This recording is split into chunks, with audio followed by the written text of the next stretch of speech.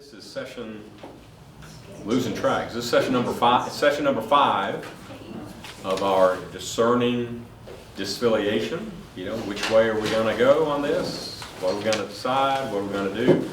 Church Council voted Thursday night that we're going to have a congregational vote.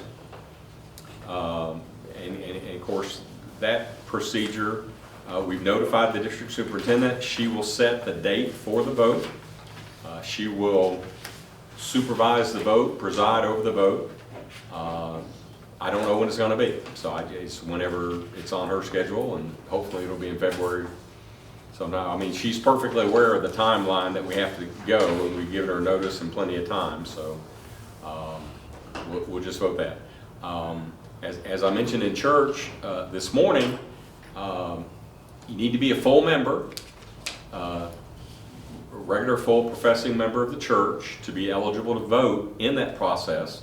We're doing an audit on our membership stuff.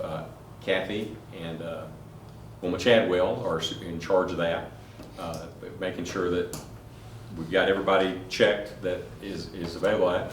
We will contact them 3 or 4 different ways. A couple of weeks before the vote, we're required to give them a 10-day notice. We're going to give them about a 14-day notice, just to make sure that, I mean, you want to give everybody an opportunity to be there. If they want to vote, they can be there, and that sort of thing. Yes, sir? Is there any possibility of having an absentee ballot? No. No. No. You need to be there. There are no absentee ballots. There are no write-in ballots. There are no drop-off ballot boxes. There are no there are no hanging chads. It is there is no quorum. If 8 people show up, then 8 people will decide the future of this church.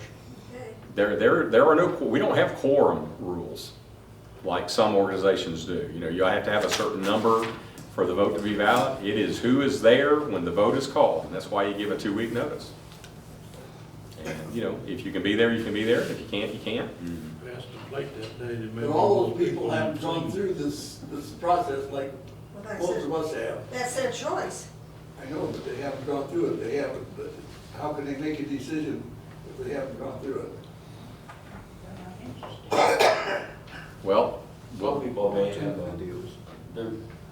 they've already had their minds made up. we'll see how many people show up. I don't know. I would anticipate a pretty good number are going to show up. So we'll see how that goes. So any questions about the vote or the vote process? Today we're going to do something a little bit different. It's been on the schedule for a little while. I've got some questions that I would like y'all to cover, and we're going to break up into several smaller groups. You know, we've got 4 Sunday school rooms back there, and maybe we could break up into 4 different groups. And we don't have as many people here today, but you know, we've had sometimes 35, almost 40 people for these meetings. And so it's hard to express your opinion when you're in a meeting with 40 other people. And some people like to talk at meetings and some people don't. And, you know, hopefully by breaking into a smaller thing,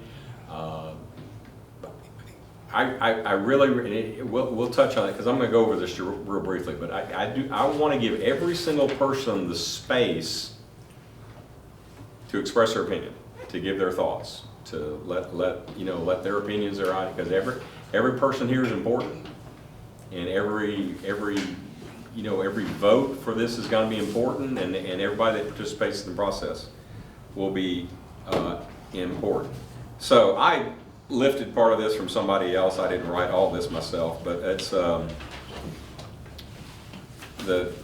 you got a 2-sided thing. But respect for every voice only happens if we agree on some ground rules. Just politeness with each other is the main thing. Remember, when you speak, you only speak for yourself. You don't make generalizations. You don't share other people's opinions. You don't say, well, I've been talking to so-and-so and they think. No. Speak for yourself and let other people speak for themselves. Don't say things like, well, everybody that I talk to think. No, I don't care what everybody you talk to thinks. I do care what you think. And that's what I want you to, you know, and then when someone shares an opinion or states a fact or something, don't argue. Because it's not a debate, it's a sharing of positions, right? I mean, it's not a contest where one person's going to win and one person's going to lose. Even if you don't agree with their opinion, they're allowed to, you know, you're an adult, you're allowed to have your own opinion. And it may run against the grain of some other people, or it may be unpopular, but it's valid. It's a valid opinion. So don't argue about other people's opinions. If you don't know the answer to something, if you don't know what to do, I mean, that's okay. We don't have a time limit. Well, we kind of do, but not today. It's not a speed test where you just have to give the right answer, right answer, right answer, right answer. It's a process, and if it feels like it's wandering around a little bit sometimes, that's okay. Participants can respond with appreciation, awe, and honor. Sometimes people don't give their real opinion because they're worried about what other people are going to think about what they say out loud. Well, I want you to feel, you know, I mean, everybody in this room knows each other, and some of you have known each other for a long time, and, you know, give each other the space and the appreciation and the respect and the courtesy for someone to have a different opinion than you. I mean, that's okay. I want everyone, not just a few, to have the space and to give voice to their vantage point. You don't have to get up and give a 5-minute dissertation about, you know, I mean, if you just want to sit there and take it all in and just say a word or two, that's okay. It's not say, here's your 5 minutes, here's your 5 minutes, here's your 5 minutes. But, and I'm going to kind of float from room to room to room while y'all are doing your thing in groups. But as you look around the room, kind of make sure everybody has said something. Or that everybody has been given the opportunity to say something. If there's one person they haven't said anything, I mean, look right at them and say, well, what do you think about whatever? I mean, give everybody the space to talk. There's nothing wrong with silence. If someone says something and everybody just wants to think about it for a couple of minutes, that's okay. There's nothing wrong with a few minutes of silence here and there. You don't have to do it. Listening is important. Listening for the feeling and the wisdom. Every person when they speak has their wisdom. Every person when they speak has their fund of knowledge. Every person when they speak has their own unique perspective and point of view. So be respectful of that, and give them the space to do it. Listen without the intent of rebuttal. We always want to argue, and we always want to win, but that's not what we're doing today. Listen without intent of rebuttal, primarily with the intent to honor the other person's truth, and listen for something that kind of resonates with you. Oh, I like the sound of that. Or, oh, I haven't thought of that. Or, oh, that's an interesting way to look at that. You know? When we're done with our little session here, please do not share what other people have said. I mean, you can share what you said, but don't share what other people said, you know, without their permission. I mean, don't steal other people's words and use them without their permission. You can process your feelings and thoughts further. Yeah, don't get me started on gossip in the church. The sharing of other people's thoughts and feelings falls into the category of gossip. Do not share other people's thoughts and feelings. Share your own thoughts and feelings. And hopefully this will start a process where you can kind of ruminate on this a little bit more. So, does this make sense? That, you know, It's basically be courteous, be polite, be respectful of other people, and allow other people to, have a different opinion. And don't, well, so-and-so said. No, don't. Anytime you say so-and-so said, that's probably falls under the category of gossip. And if you've read the New Testament, gossip's a bad thing. That's a whole sermon series, right? My 6-point series on gossip. All right, so here's the questions that we're going to talk about in your small groups. I'm just going to go over them one more head. 12 questions.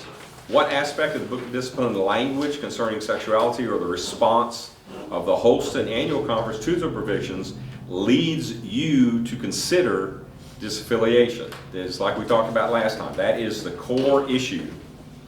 That is what we're voting on. We're voting on the current stance on human sexuality, homosexuality, and the conference and the larger church's response to that. That's the only thing, that is the only, according, paragraph 2553, that is the only allowable reason for a church to leave the denomination, because you have, it's a conscience of theology, you have a problem with that. I mean, we're not leaving because we don't like this, we're not leaving because we don't like that, we're not leaving for financial reasons, we're not leaving because of this or this or this or this.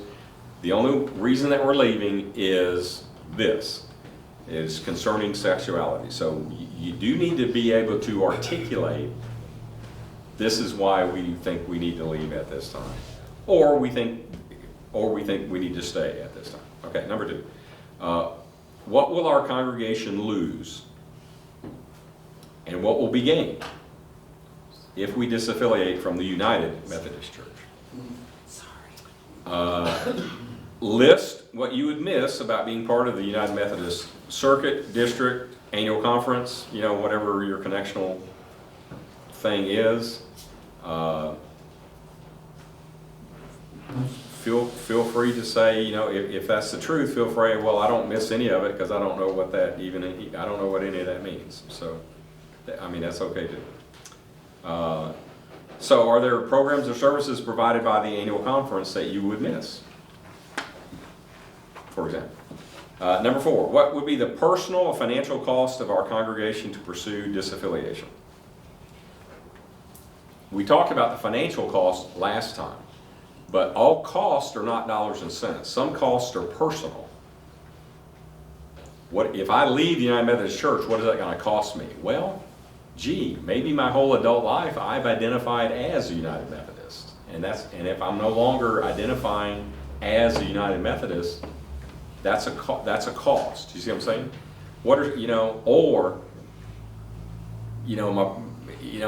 My sister-in-law, who I love, who's very vocal about it, they're staying, and we may or may not leave, but if you got one church leaves, one church stays, what's that cost? Is she going to want to fuss at you every time you see her now for the next 10 Christmases? There's a lot of costs involved in leaving something like this. Number 5, when and how would we discern a future pastor if we no longer have a pastor appointed or assigned to our congregation and now need to identify and recruit our own pastoral leadership? This depends on where you go. If you leave the United Methodist Church, it depends on where you go. If you go to the Global Methodist Church, they're going to have a system where pastors will be appointed. The churches will be the individual churches will be much more involved in that system than they are now. If you join the Free Methodist Church, they have a system. If you decide to stay as an independent church, become an independent church, stay an independent church, then you have to find a pastor. Just like a good example is a lot of Baptist churches. They'll call for a pastor, essentially interview some people. The finalists, sometimes 2 or 3 of them, kind of come in and preach once or twice, and then they, over a period of time, say, well, we feel like we're going to go with this person. one of the advantages of being part of a big bureaucracy is that the big bureaucracy does a lot of this stuff for you. So, you know, if you choose to just ignore, if you're not on the staff parish committee, you probably don't pay a whole lot of attention. Well, I don't know who our next pastor is going to be. It's whoever they send us. Well, that may or may not be the case depending on where we end up. Number 7, there's again, if you're independent, you know, y'all help pay for moving expenses, health insurance. There's a pension thing. I don't know what the death benefit is. I think there's something, but it's paid. That's a conference thing.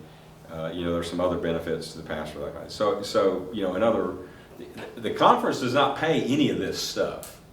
You pay it. Okay. So if we leave the United Methodist Church, it's not like, oh, the conference used to pay this and this and this for our pastor. No, you pay all that. Now some of it's roundabout. Sometimes you pay it to them, and then they turn around, they pay it back to the pastor. But all that money comes from here. But again, if you're independent, that's going to be something that's going to be a deal. You know, we're going to have to make real sure about property liability, church insurance coverages, all that kind of stuff. Sometimes we use a company that's been recommended by the Holston Conference. For example, the company that we do our liability stuff is a company that they recommend. We may have to find some of that stuff on our own ourselves. Number 9, our relationship with groups in the conference. That they're part of the conference, but they're actually separate. The United Methodist Foundation is not a part of the conference. It's a separate freestanding thing. United Methodist Camping Ministries is separate. Each one of them is a freestanding thing. Okay, so how would our relationship with those people change? You know, if your grandkids come to stay all summer and one of them wants to go to church camp, can they go to one of the Holston Conference church camps?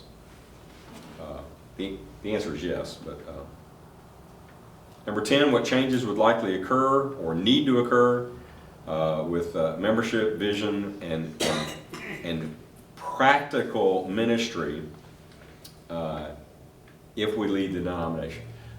For some churches, they take their mission emphasis based on whatever kind of the annual, I should say the yearly annual conference, what their mission emphasis is. They do that.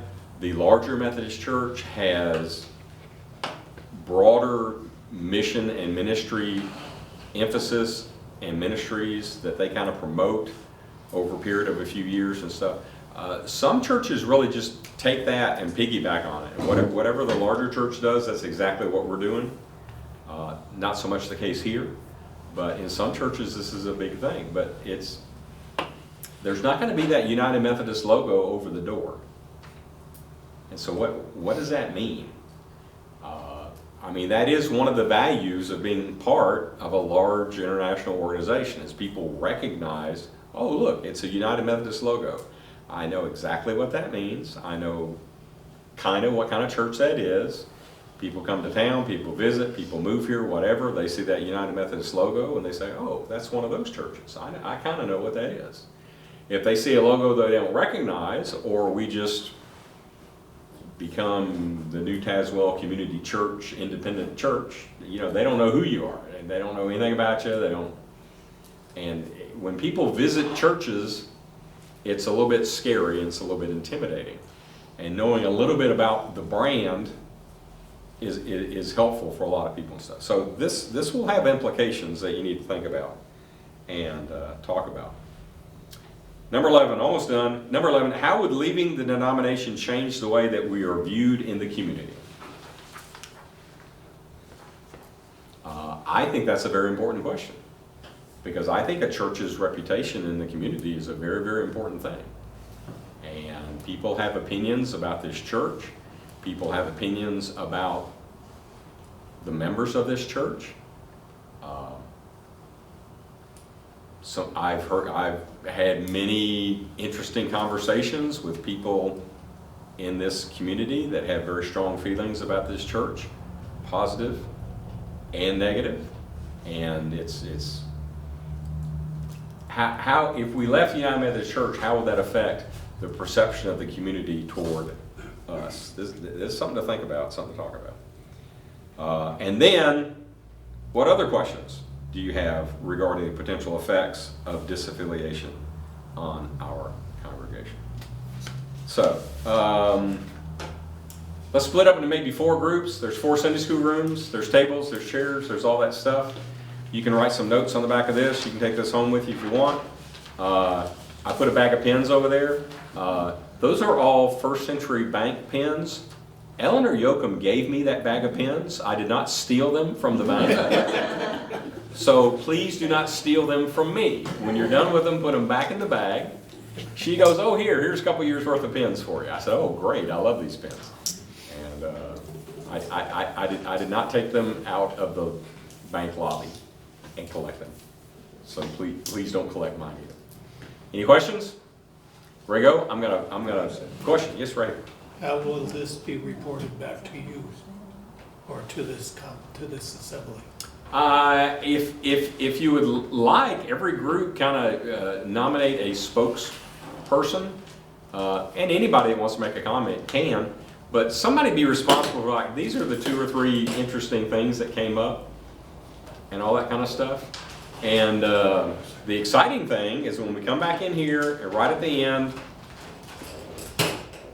we're gonna probably turn off the camera and we're gonna do a straw poll of where we are, because we've already said that we're gonna vote.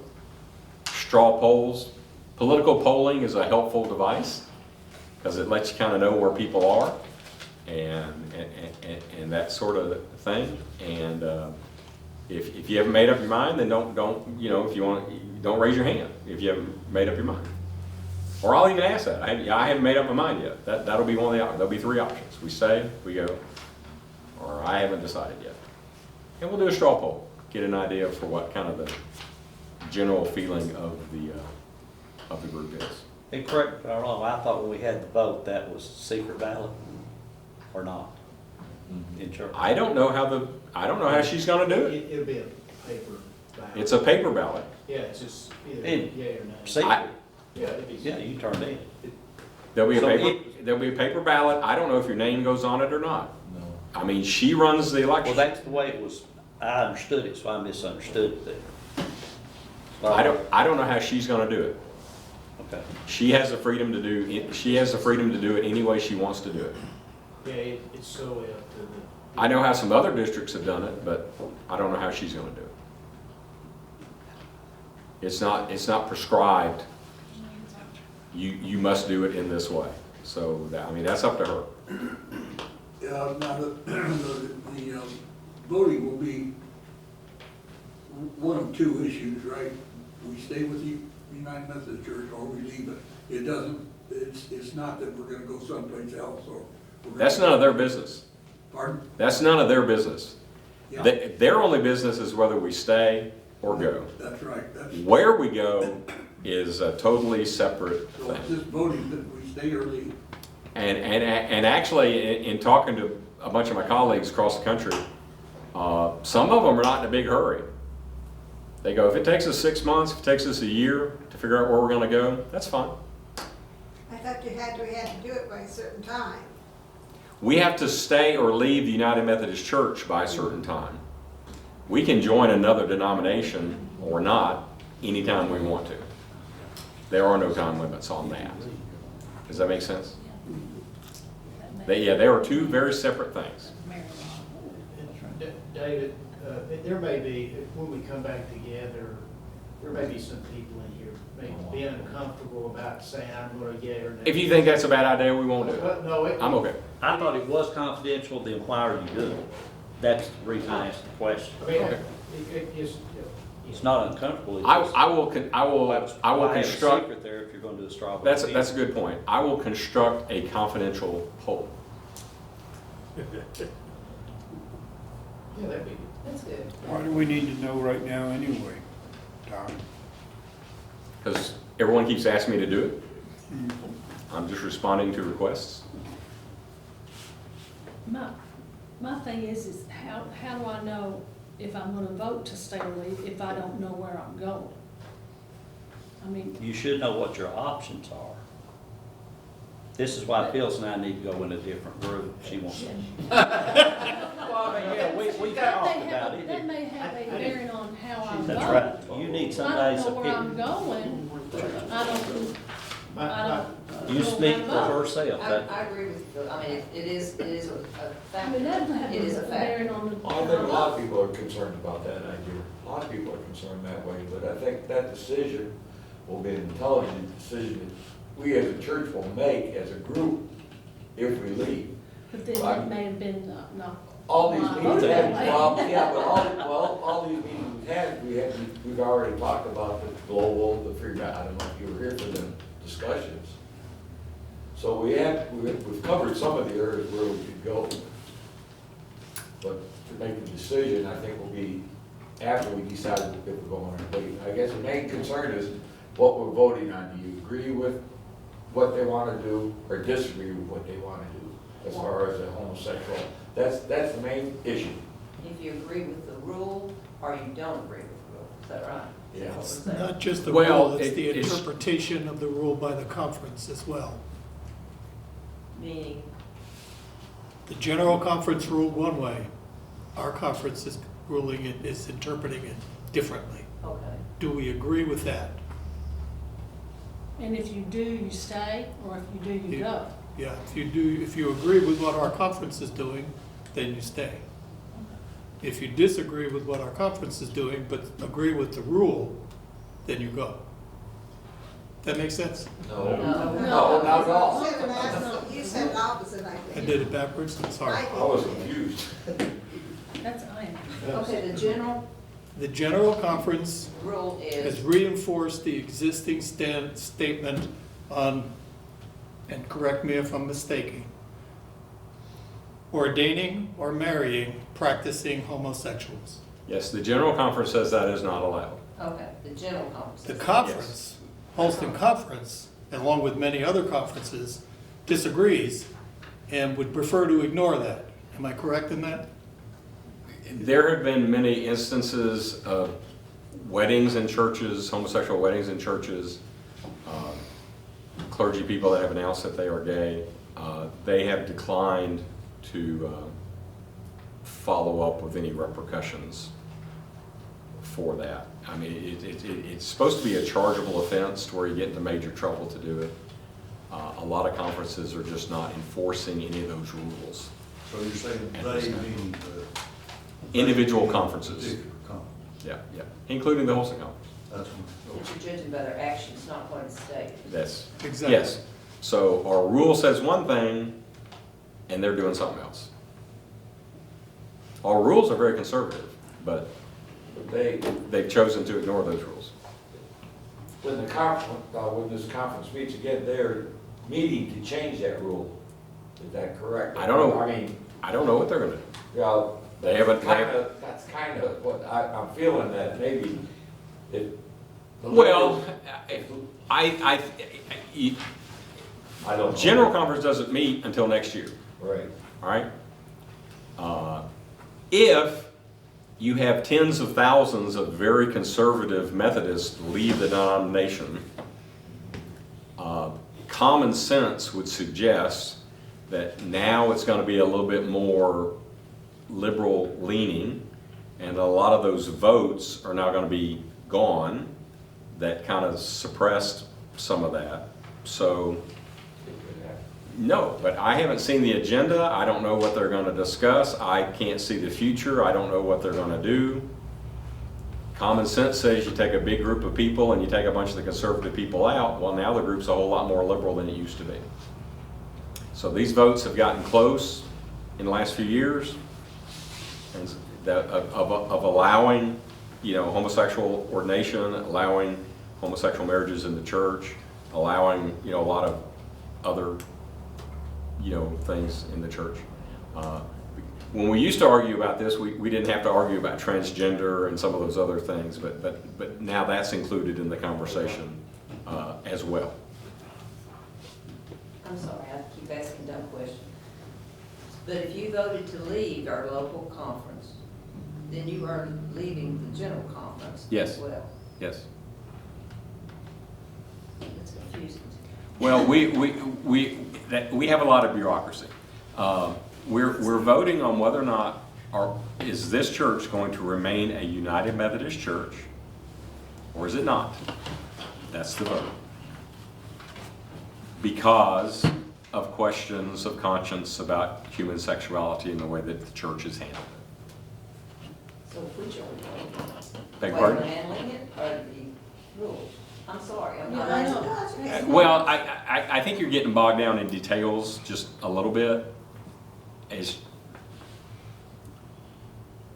But, so does that mean if we leave, then I'm saying, not that I care if they get married, just if somebody was gay, can they come and be a member of our church? yes, yes, They just can't get Can't married. get married. yes, that is correct. Yes, we welcome gay people to our church. I've had plenty of churches with plenty of gay members. The only thing that they're not allowed to do is they're not allowed to be ordained as a pastor, and we can't do a wedding service for them in the church. They can serve as a chair of your church council, they can be your choir director, they can be whatever, That is where we are now, but if you leave, and if we leave, it'll be the exact same way. it'll be the same thing? Yeah, I mean, depending on what denomination you end up with. But let's say, because the most common place to go is the Global Methodist Church, so let me just say Global Methodist. If we went to the Global Methodist Church, they can't be ordained as clergy, and you can't have a gay wedding in your church. So, They can be members, they can be committee chairs, they can be whatever they want to be in our church, and we're happy to have them, love to have them, but you can't ordain them as a pastor, and we can't do their wedding in the church. That's the only thing that we can't do. so it's the same thing? What we do now and what you go to, it's the same thing? Well, except the Global Methodist Church is going to enforce it. That's the point, right there. Yeah. Did anybody talk about checks and balances? The book of rules says, it indicates, and it is very clear that these are issues that are not permitted in the United Methodist Church. They are very clear, yes. But you're what correct. they've done, they've chose to ignore it and let these two activities, or whatever you want to call them, they've let them continue. They have ways to eliminate that and to do something about it, but they don't. They haven't. They've just ignored it and let it go on. Well, from what I understand through GMC, is that that's not going to happen. When their book of rules are established, and when they're written, and when they're approved by the membership or whatever, these will also be in there, and they will be prohibited. And if someone violates these, There'll be then consequences. then they will take issue with it, and it will be resolved. There'll be The consequences. UMC has chosen not to do that. They just chose to ignore these people. So my point is, whether you believe in homosexuality or not, or whether you have a problem with it or not, that's really not the issue. It's The irrelevant. issue is, are we going to enforce our rules? Should we enforce our rules, or should we just let them all go to whatever? And we've got checks and balances in our government to do the same thing. And we should also have them in the GMC, or in our own, whatever we decide to go, that we can prohibit this from happening, where it'll be impossible for us to ignore these issues. Yeah, I mean, If we want them to be our law, it's like our Constitution. I mean, there's guys who can speak to this a whole lot better than I can, but it's very similar. You know, if it's the rules, if it's the law, then we should. Well, you know, as Americans, we really believe in the equal application of law. You know, our civil and criminal laws, I like to think they we believe should in apply to everybody equally, right? And when they don't, that makes us really upset and really mad. And so the United Methodist Church has taken some of their rules, laws, policies, and decided they're just not going to enforce them because a bunch of people don't like them. And so it's an unequal application of the law. A lot of people think that's really unfair. They think it's right. They say if you want to change it, go get the votes and change it. Until then, you have to follow these rules. But they're not following these rules. And so Was that helpful or was that more confusing? Maybe a little more confusing, I'm sorry. Yeah. Confusing to me. Well, you know, let's assume we go somewhere else, that we have this discussion. You're gonna know what rules, totally independent, we'll set our own rules. This organization, they'll have the rules, and in 2023, we will vote on the rules we wanna go from here, here, here, here. Does that make sense? It does. Well, I just don't, okay. She's got in her mind, I think, and I don't speak for you, is that if you vote to leave, she really doesn't know where she's going. Well, And I mean, that's- if they- like you say, it's this. And I mean, that's two separate personally, issues. Sexuality thing, I mean, I think God created everybody. I'm not, I'm not judging anybody. So, if that doesn't bother me, then why would I leave when it's the same thing? I mean, it's the same, other than enforcing a rule, which I don't think I'm gonna be. Marriage and who's in the pulpit, Can- that's the difference would be. That's what I'm saying, That would be- I'm not a judge of that. The central issue is homosexuality. Now, the reason why I say that, and you think, and I know enough just to be dangerous, obviously the experts standing. Well, they have made it the central issue. Yeah.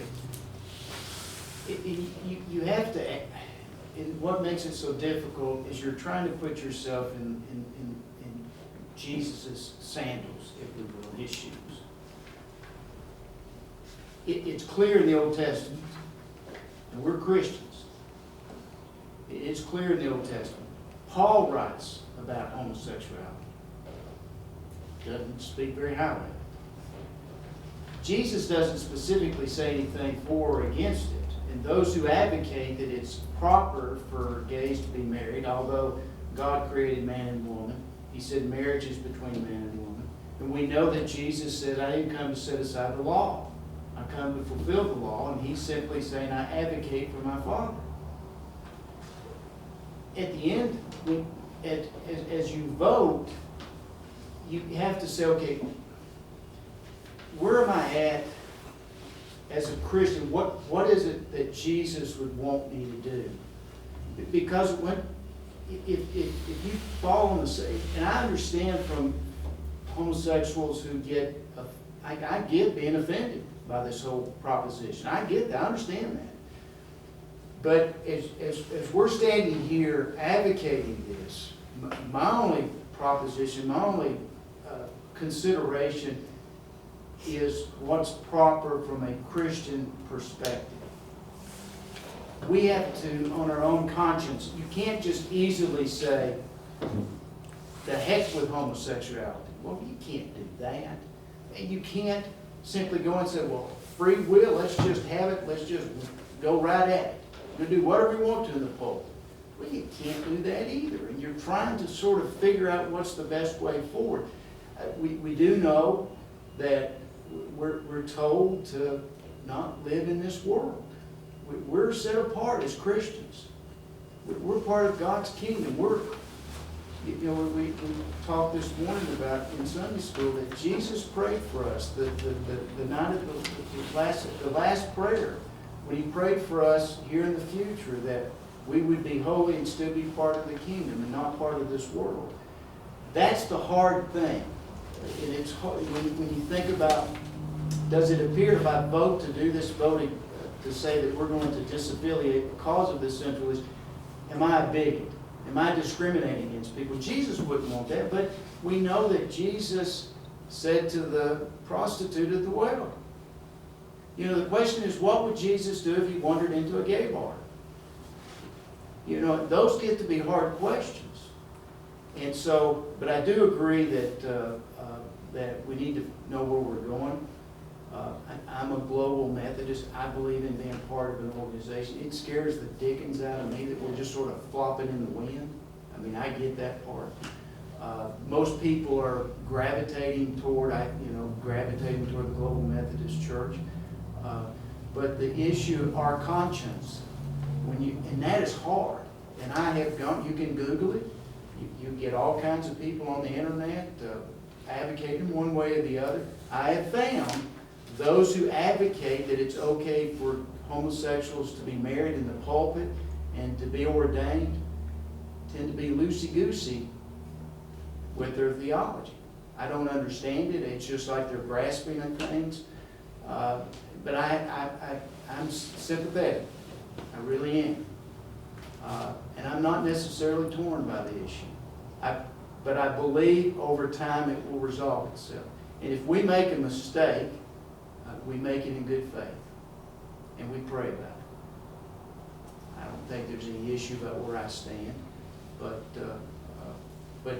I think that's a very good question. I don't like the idea either of just disaffiliating and then we take them 2 or 3 months. I'd like to just disaffiliate and join up.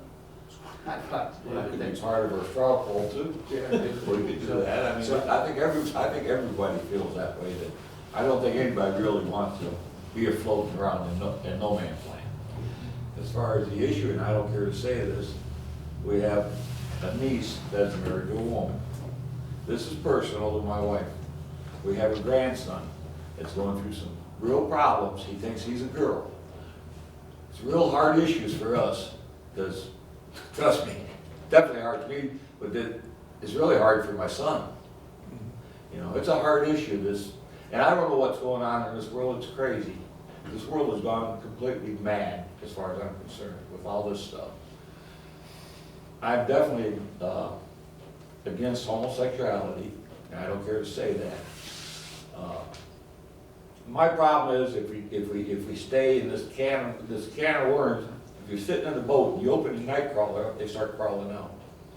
What's going to happen down the road if we do become a liberal church?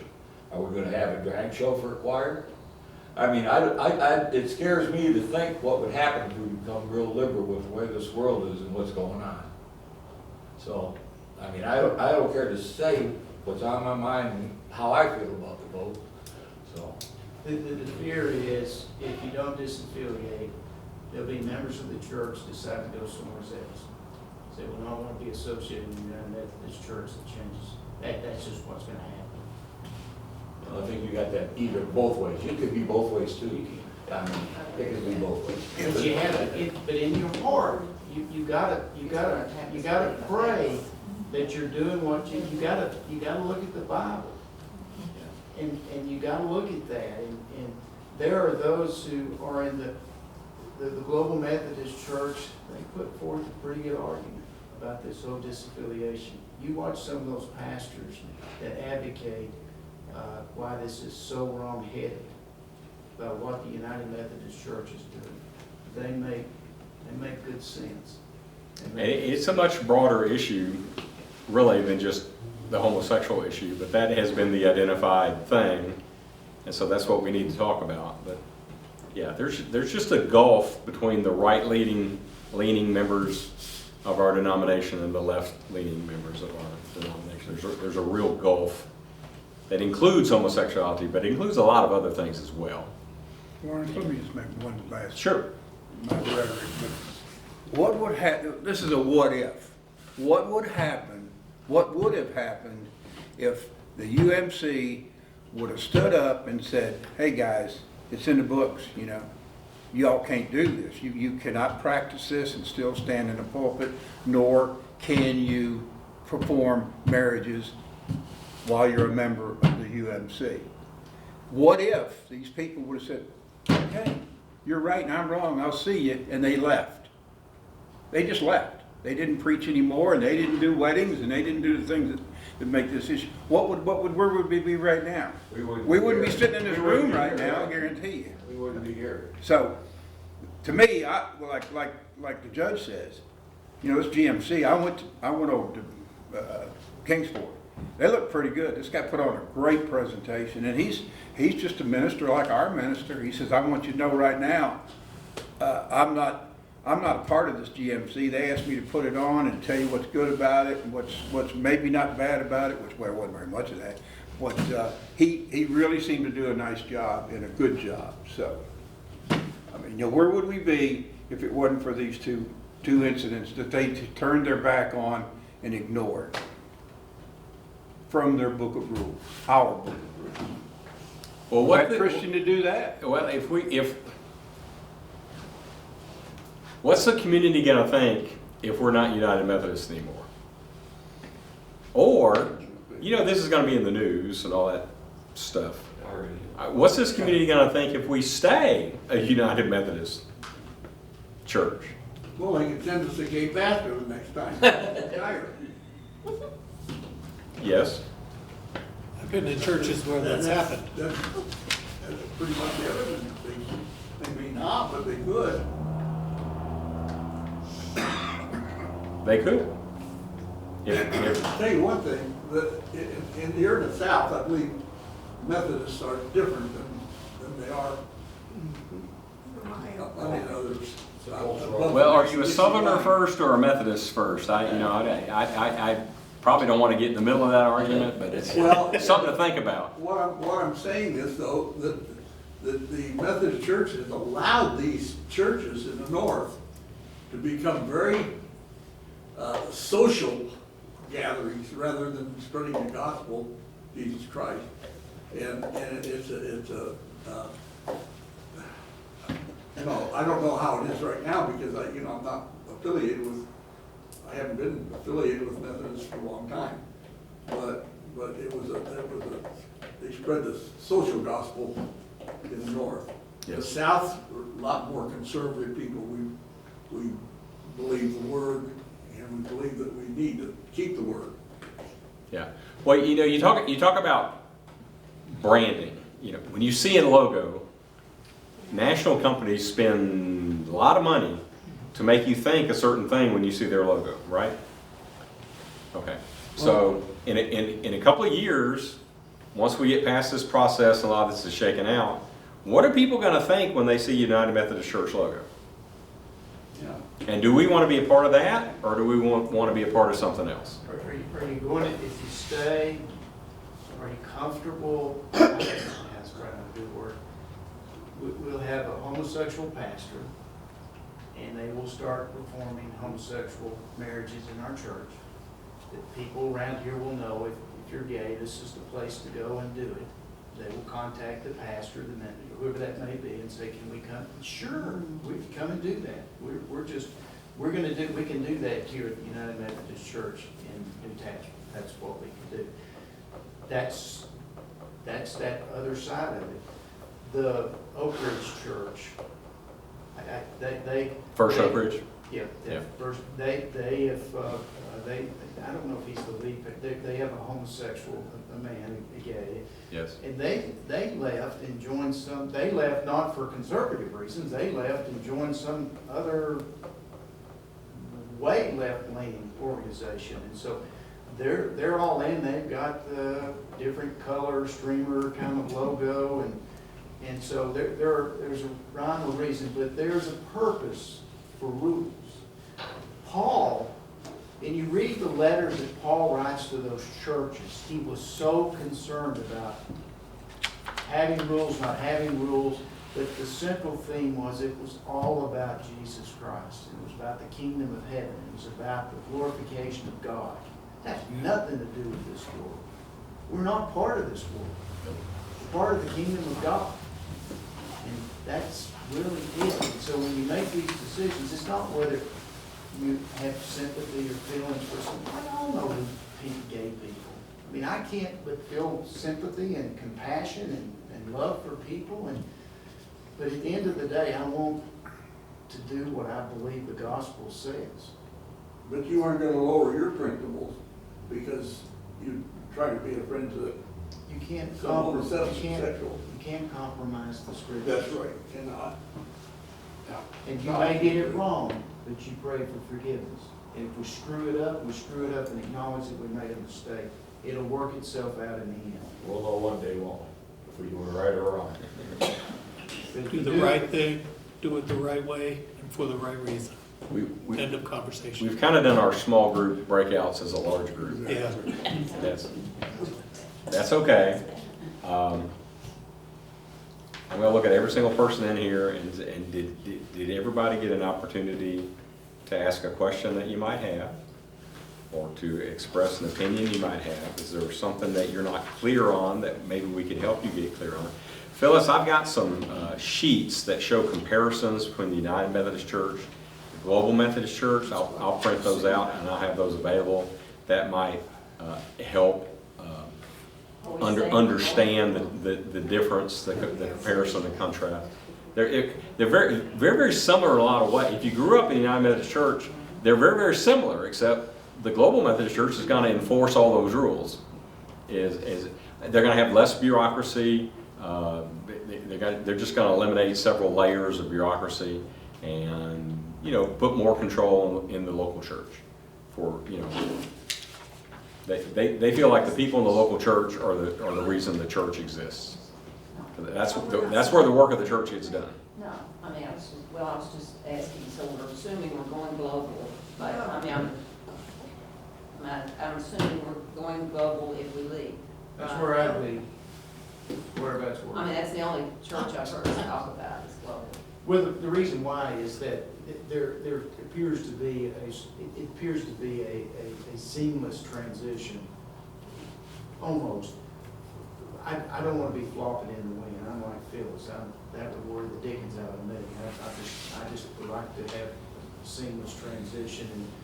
Well, say we voted to stay, then where are you gonna go? Did you have to make a personal Because- decision? That's what I'm saying, where Because would you go? if we stay in the United Methodist Church, I may have a fundamental difference with what the church is doing. Did you have to make a decision? We've had. But another Methodist that was global might be Oak Ridge or something, is that where you'd have to go? No, the Oak Ridge Church is their way. I don't know what they joined. They John will be a Baptist. Yeah. There you go. We grew up And I anyway. feel for him, but that's what he did. I feel for him. Yes, sir. Back there's a guy that did the same thing I did. Spent 5 years in embryology, psychology, histology, all these on.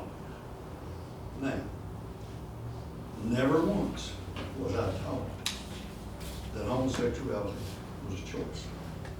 Never once. And you weren't either. So, we're raised around here, and I'm a big duck in the pond here, to be raised here, that all gays, it was a choice. Folks, it is not. It is not a choice. Sexuality, you're born with. You either got it or you don't have it.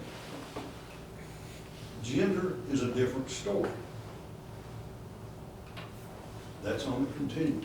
Mhm. So you got like 10% of the people in the world are practicing homosexual. 10% in the world.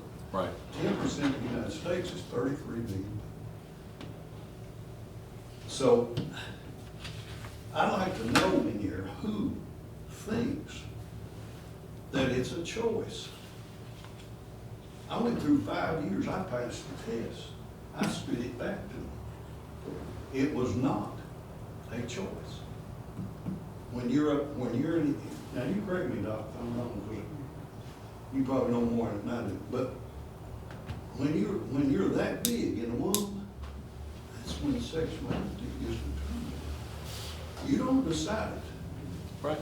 You have all these hormones that I was not good in endocrinology, but you have all these hormones that take place.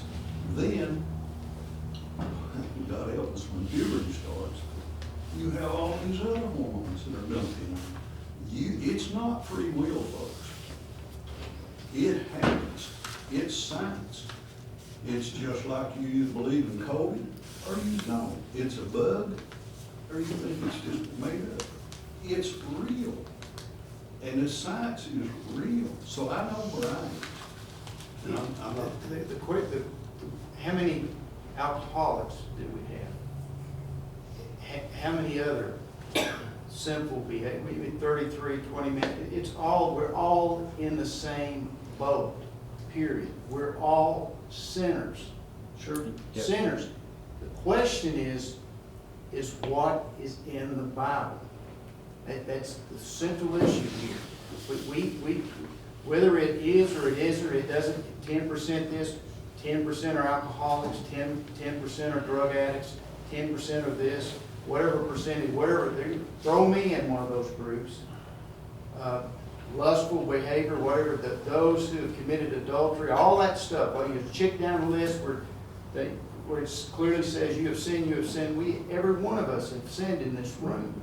The question is it biblically correct to allow such behavior? When God says man and woman, when he creates man and woman, he says marriage, a holy marriage. Now, there's a whole different thing when it comes to the legal aspects of marriage.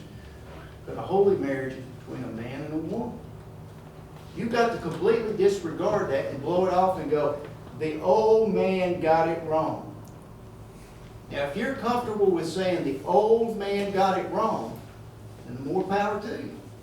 That, in essence, is what it comes down to. Now, we may get it wrong, but I want to side where I think the Bible is on this issue. I am sympathetic. I understand that. I mean, I think that's the current scientific understanding, is that, you know, the sexual identifications are innate to who we are, and it happens very young and all that sort of thing. I'm not going to argue with that. I agree with that. I mean, it makes sense to me. And our current book of discipline and the new global book of discipline says homosexuals are people of sacred worth. They are. They're people of sacred worth. Just like the alcoholic is a person of sacred worth. Just like the drug addict is a person of sacred worth. But you don't ordain them as a pastor. And that's all they're saying. I mean, That's a man-made group. That's United Methodist. That's a United Methodist rule. That's what they're saying, don't enforce it. Yes, based on their understanding of the New Testament. Based on their understanding of the New Testament. And, you know, the New Testament says, you know, you shouldn't be a drunkard. That's also a disease. And that's also a disease, yes. If you are, I have to use polite language.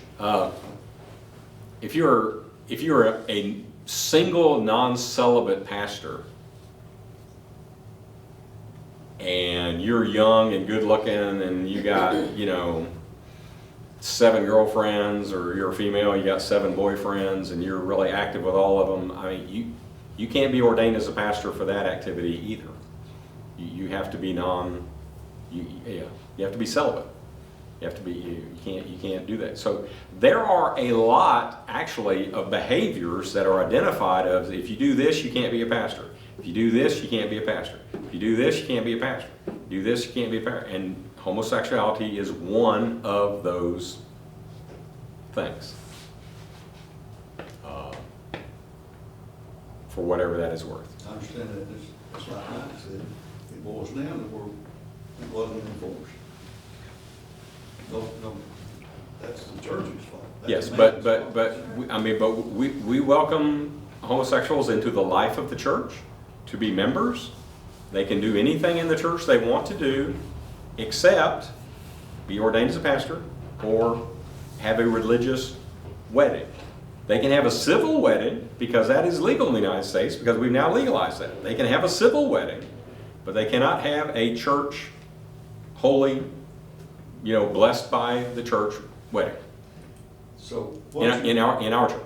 So what I hear you saying, UMC is going to stay the same right now on the question of sexuality. Homosexuality in the church. The global Methodist. Wait a minute. I couldn't quite hear what you. But you said, now from what I understand this conversation, that both, there won't be any difference, that the United Methodist Church is going to stay that way. Right now it is. Have that Yet rule. they're going to have that rule, And- 2553. Until they change the rules in 2024, but. They're changing the rules. Is that in writing? No, they're changing the rules. No, it's not in writing. It's not right, they're changing the rules. But it's in common sense. If we go somewhere else, and you wanna go back, we can go back. The problem is, the problem If you leave. The problem is the rule they're giving us now to get out expires this December. We have to have our ducks in a row by April. We got a short little window here to do Is that this. in writing or are we That's in writing. surmising that? We are surmising. Let me make sure I'm answering the correct question. Am I surmising what? Are you surmising that UMC is gonna allow homosexuals in the pulpit and to marry them? Well, they do it now because they don't I enforce the know that, rules. But they're violating their own rule. But see, that's a dilemma, I think, too, for those people. Yeah. What, we know what the global church is gonna do. We don't know what the UMC is gonna do. That cannot be known. Because I can't see the future. I don't know what's gonna happen to 2024. You don't need, and David and I do this all, you can prove things through circumstantial evidence. Yeah. Period. You don't have to have somebody run up to you and grab you by the shirt collar and say, this is what we're gonna do. You look at a pattern. For the last 50 years, this has come up 12 times, and it's been put down. The African contingent of the global church, of the United Methodist Church, was always sort of the keystone opposition to this. And there's been growing opposition to them. They left. They just all left. They said, there you go, have at it. It's going to switch. In 2024, I am confident that they're going to say this is okay in the United Methodist Church. Now, I may be wrong. I don't have the facts. I can sit here and say, well, that's in writing. I just know that's going to happen just based upon circumstantial evidence and what's going on in the church. You have to, if you're okay with that, you have to look at the Bible. If you're okay with homosexuals being ordained and being married in the church, you have to look at the Bible, stand it up and look at it, stare at it, and say, God would be okay with that. If you think it says that in there, you're good to go. You're absolutely good to go. That's that conscience. When the rule talks about your conscience, and we can't just willy-nilly go through life. But sometimes, sooner or later, you got to stand for something. You just got to stand for something. And dang gum, it may get it wrong, but I'm going to try to stand with Jesus Christ and the Bible and God. That's what I'm going. And so if you can't, you have to argue for or against. You got to have a fundamental understanding, and most of us don't. To be honest about it, we don't have a whole lot of understanding about the Bible. Go home and Google. Go home and just type in that stuff. You're going to get all kinds of YouTube stuff fly up. You're going to have pastors who will say something for or against. Watch it, listen to them, listen to what they say about the Old Testament, listen to what Paul says about it. Listen, read what Jesus said on the Sermon on the Mount. Read those things, and if you're comfortable with that, then that's your decision. That's what you do, not what the world is doing. Not because that's the way my affiliations go. That's what makes it hard. Is to make it, because to do what I'm going to do, I don't want it to appear, and it just upsets me, Mike, that we've been put in this spot. Oh, yeah. We've been put in this spot because people wouldn't follow the dang gum rules. That's it. If everybody followed the rules, we wouldn't be in this spot. They're the same people who set the rules for disaffiliation.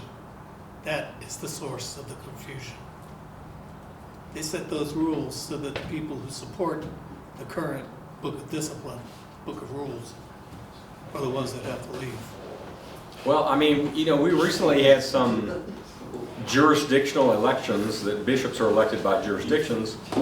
So various new bishops were elected all over the country and that sort of thing. They just elected another gay bishop. So, They're saying that it's against our polity to do this. It's against the rules to do It's this. against the rules, yeah. And they just keep doing it. And, if and you think about in 2024, maybe they'll have the votes and they can change it, but why do they keep doing it before they change the rules? to me, that is the matter of conscience that I have. That, You can't help but think about Paul sitting in a jail cell someplace, writing us a letter about that. if you want to change the rules, change the rules. And when they change them, I'll follow them. But I made a promise that I would follow those rules. When I became ordained, I promised, I vowed that I would follow those rules. And yes, sir. You know, we've got a former police officer over there and a couple of officers of the court in here. And we live by a country of laws. Thou shalt not kill is one of the ones from the Bible, right? Of the Ten Commandments. But if you are a police officer or officer of the court, oh, I just did it, I'm just a good guy, but I killed him anyway. Okay, that's fine, you can go. That's sort of what they're doing here. We've got the rule that no, you can't, but the hierarchy is saying, well, okay, go ahead. So I think it's not whether we are for or against homosexuality or whatever. It's more of we are for or against following the rules. You know, we've got the rules that's set forth by the General Conference that are being violated every day. If this came before the court system, violation of the court, violation of some statute, you'd have to throw the book out. And that's not, the book is being thrown out the window, not out. Yeah, and I agree. The central issue for me, I am opposed to anything that's contrary to what's in the Bible. I am opposed to anything that's contrary to the Word. I am opposed to anything that's contrary to the kingdom of God.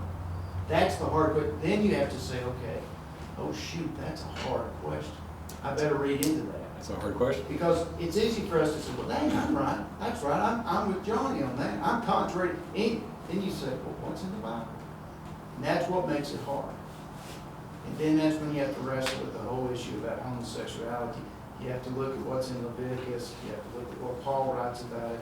You have to look and see what Jesus writes about it, what he says about it. And then you have to make a call. Yep. Yeah. Well, it's like when you hear me preach. Time, culture, context, all that stuff. What did he say? Why did he say it? Who did he say it to? What does it mean? And then, what does it mean for us? That's the way that you read the Bible. So, that you've given everybody a long homework assignment. Because there's a lot of work behind this to have a really deep, full understanding of this. But that's the way that we read the Bible. And the pastor said at the beginning, and we've said this a time or two, if the DS on the day of the vote grabs you by the shirt collar and pulls you outside, you need to say what you're doing. Not because you don't like the bishop, or you don't like the DS, or you don't like, you have to say, my conscience tells me that the Bible says this. And Yep. I'm sorry if I've offended anyone. That's it. They've made a very narrow window for us. And if we're going to go, we got to go out the window that they've created. You haven't had any comments, sir? I'm just listening. Okay. I just want to make sure you knew you had space to throw in your 2 cents if you wanted to do that. Well, one thing is if we stay with the new United Methodist, they ignore the rules, they're probably going to change the rules. Yep. But if we stay with them, even though they ignore the rules, we still have to abide by what they tell us to do, whether it's against what we want to do or not. Yes. Right. So we don't have a choice about that. So, And you'll either do it because they own the property, absolutely. period. See, that's the thing. You well- really do what they tell you to do. I mean, they're a bureaucracy, and I don't think bureaucracies have souls, but they're a bureaucracy. And so typically, if a church is not behaving the way that whoever, the DS or the bishop or a group of bishops, if a specific church is not doing what they want, typically they'll just replace pastors until they find someone compliant with what they want them to do. But you're absolutely correct. Ultimately, if they've got a church that does stuff that they decide they really, really like, they can close that church and sell your assets.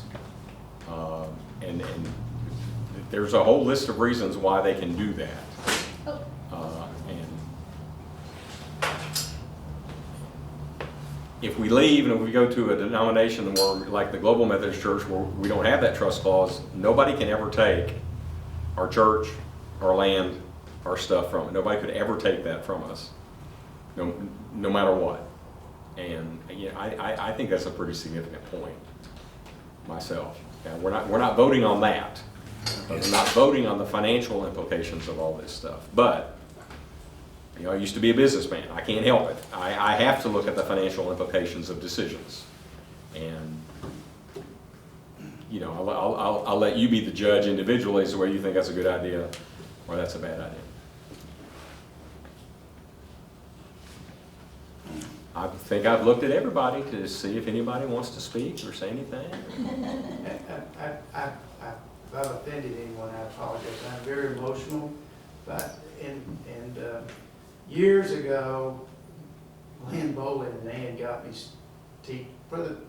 one of the greatest things that I've been able to do in my life is to teach Sunday school, because there's a neat thing about when you teach something, you actually learn the subject. Oh, absolutely.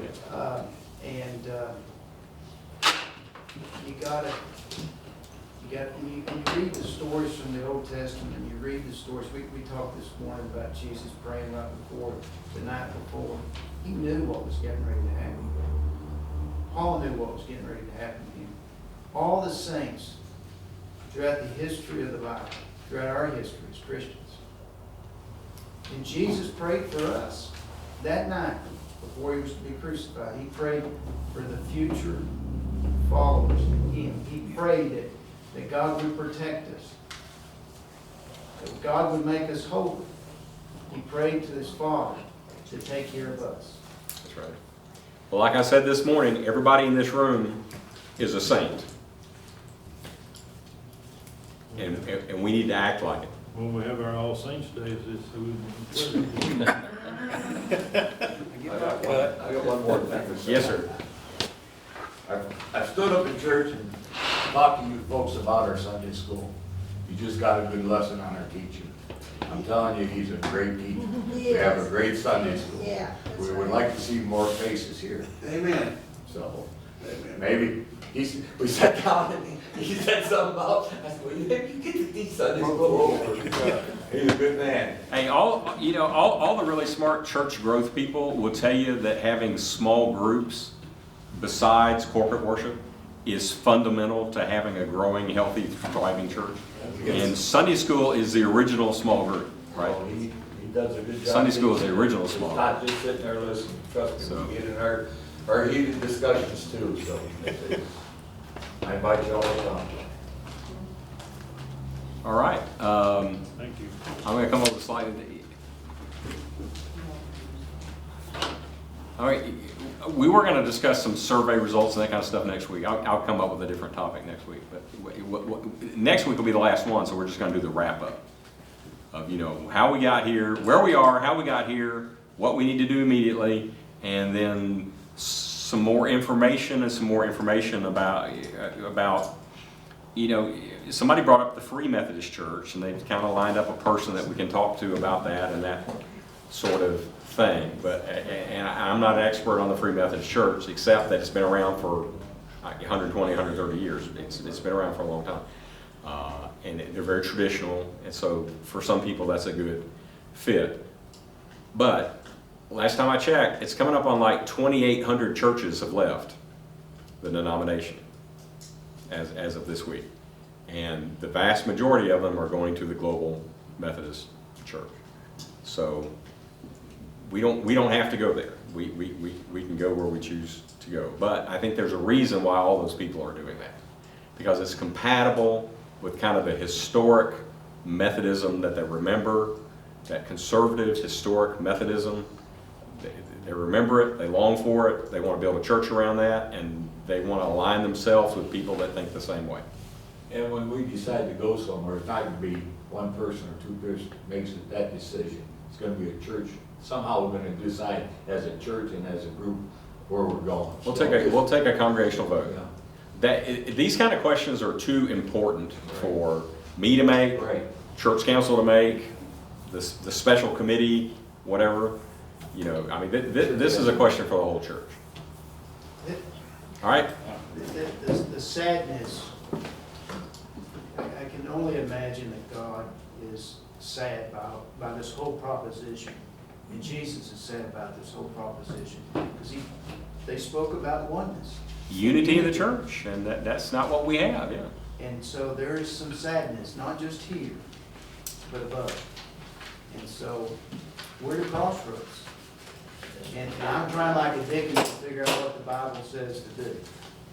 That's about it. All right, thank you so much. Just one last, just One remember last thing, what one last David said about secrecy. I think it's very important. Okay. We keep our vote to ourselves, and if we want to release it to everybody else, then that's fine. But Well, that's the not whole. the person coming will make that decision. I'll ask her, I'll find out. Yeah. I'll find out Yeah, what she's gonna she do. needs to know I our would view. imagine she's just gonna pass out ballots and you write a vote and they collect them and. Okay, I didn't mean to. I don't care. Because if we're careful that everybody in the room is eligible to vote, then everybody can vote, right? So, all right, God bless you, I'll see you next week. I don't know what